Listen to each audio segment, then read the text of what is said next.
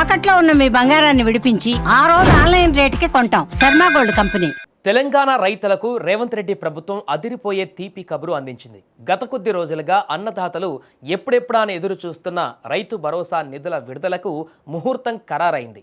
ఇప్పటి వరకు మున్సిపల్ ఎన్నికల కోడ్ అడ్డంకిగా మారినటువంటి నేపథ్యంలో ఇప్పుడు అది కూడా కంప్లీట్ కావడంతో రైతుల ఖాతాలలో పెట్టుబడి సాయం జమ చేసేందుకు అధికార యంత్రాంగం అన్ని ఏర్పాట్లు పూర్తి చేసింది.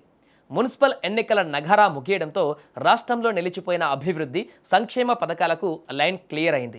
ముఖ్యంగా రైతు భరోసా నిధులపై ముఖ్యమంత్రి రేవంత్ రెడ్డి ఇచ్చిన హామీ నెరవేరబోతోంది. ఈ నెల 11న పోలింగ్, 13న కౌంటింగ్ ముగిసి కొత్త పాలక వర్గాల ప్రమాణ స్వీకారం కూడా పూర్తి కావడంతో ఎన్నికల కోడ్ నిన్నటితో ముగిసింది. దీంతో సుమారు 9,000 కోట్ల రూపాయలను రైతుల ఖాతాలలోకి బదిలీ చేసేందుకు ఆర్థిక శాఖ కసరత్తు చేస్తుంది. మరో 2-3 రోజులలోనే రైతు భరోసా నిధులు అకౌంట్లలో పడనున్నాయి. ఇక ఈసారి రైతు భరోసా పంపిణీలో ప్రభుత్వం కీలక నిర్ణయం తీసుకుంది.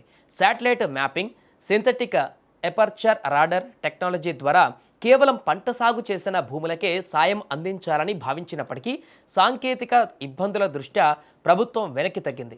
సర్వేలో జాప్యం వల్ల రైతులకు నష్టం జరగకూడదని భావించిన సీఎం రేవంత్ రెడ్డి గత వానాకాలం సీజన్లో ఎవరికైతే సాయం అందిందో వారందరికీ ఈ యాసంగి నిధులు కూడా జమ చేయాలని అధికారులకు ఆదేశించారు. మున్సిపల్ ఎన్నికలలో ఘన విజయం సాధించిన ఊపులో ఉన్న కాంగ్రెస్ ప్రభుత్వం ఇప్పుడు గ్రామీణ ఓటర్లపైన దృష్టి సారించింది.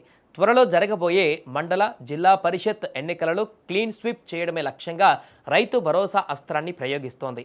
గ్రామీణ ప్రాంతాలలో పట్టు సాధించాలంటే రైతులకు పెట్టుబడి సాయం సత్వరమే అందించాలని భావిస్తున్న ప్రభుత్వం ఈ 2-3 రోజులలోనే నగదు బదిలీ ప్రక్రియను పూర్తి చేసి ఎన్నికల రణక్షేత్రంలోకి వెళ్లాలని యోచిస్తోంది. గత వానాకాలం సీజన్లో ఎకరాకు 6,000 రూపాయల చొప్పున సుమారు 1,21,000 మంది రైతులకు 88 కోట్లకు పైగా నిధులను కేవలం 9 రోజుల్లోనే ప్రభుత్వం జమ చేసింది.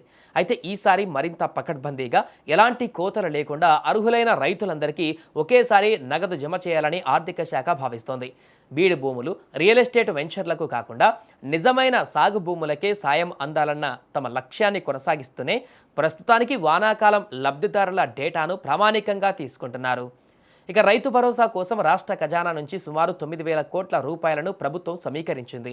పట్టా భూములు కలిగి ఉండి సాగు చేస్తున్న ప్రతి రైతుకు ఈ సాయం అందనుంది. గతంలో 3 ఎకరాల లోపు ఉన్న వారికే ప్రాధాన్యత ఇచ్చిన ప్రభుత్వం ఈసారి ఆ పరిమితి లేకుండా వానాకాలం సీజన్ మాదిరిగానే పూర్తి స్థాయిలో నిధులు విడుదల చేయనుంది. దీనివల్ల రాష్ట్ర వ్యాప్తంగా ఉన్న లక్షలాది మంది రైతులకు ఊరట లభించనుంది.